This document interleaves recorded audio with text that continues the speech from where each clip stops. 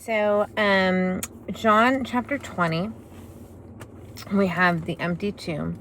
And Mary Magdalene goes, and it's still dark on Sunday.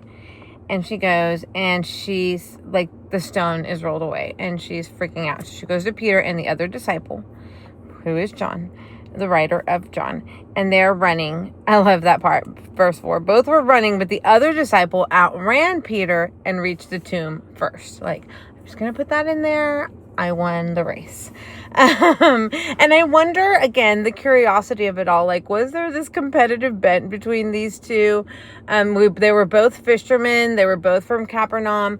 They, they knew each other. Maybe it was like John wasn't Peter was the oldest of the group. John was the youngest. So maybe it was this brotherly competitive thing that was going on. I don't know. It's kind of fun to think about. So he looks in, and there's the linen lying there, right? And Peter goes in, and he's like, oh, gracious, right? I love verse 8. Finally, the other disciple, who had reached the tomb first, by the way, went inside as well. They saw and believed, but they still didn't understand the scriptures that Jesus had to rise from the dead. So they went back to where they were staying.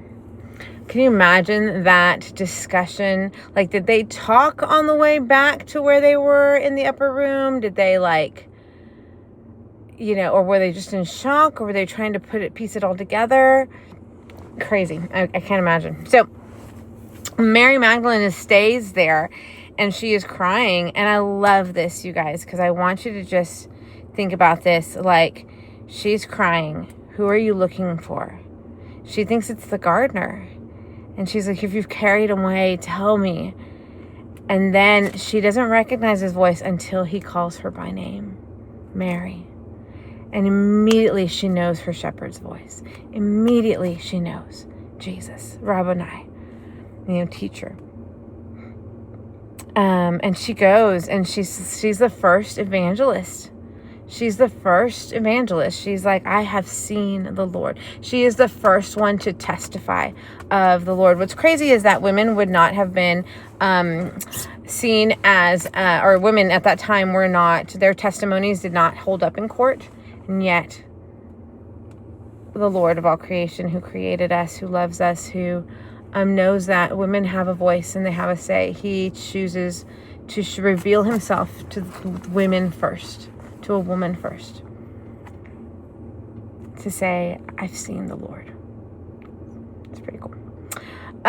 Jesus appears to his other disciples, and I love this part because it says the doors were locked because they were in fear of the Jewish leaders. So they're still struggling with some fear there.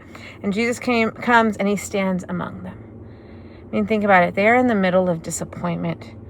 They are disheartened. They are discouraged. They are all of the things. And Jesus stands in the middle of all of it. Friends, he stands in the middle of your disappointment. He stands in the middle of your discouragement.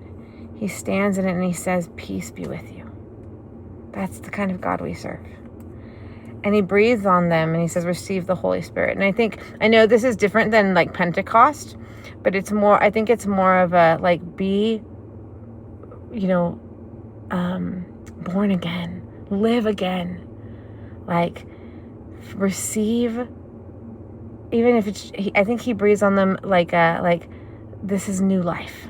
I think that's the symbolism of it, because we're going to get the power of the Holy Spirit in Acts 1, and it's going to come upon them, and they're going to be completely here. They're scared still. They don't have peace. So I think when it says it breathes upon them, he breathes peace upon them. He brings life back into them. They're no longer discouraged or disappointed, right? He stands in the middle of it and he breathes upon them new life, new encouragement, new, just an easier way to breathe. Jesus appears to Thomas next, and bless Thomas's heart, y'all. I love him because he's so us. He's like, until I see him and I see the marks in his hands and whatever, I don't believe you guys. You guys are crazy. And sure enough, Thomas sees Jesus and he's like, oh, okay, sorry, my bad. But, people are always like doubting Thomas. And it's like, no. And I mean, maybe in this moment, sure. Like all of us, he doubted.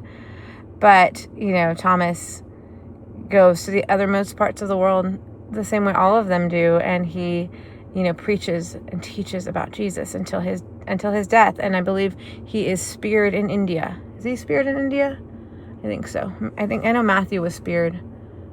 I think Thomas was too. I don't remember. Anyways, I love 29, verse 29. Because you have seen me, you have believed. Blessed are those who have not seen and yet have believed. Blessed are you, friends, who have not seen him, but we believe. And faith is everything for us. It says Jesus performed many other signs in the presence of his disciples that are not recorded in this book, but they're written. These are written that you may believe that Jesus is the Messiah, the Son of God, that by believing you may have life in his name.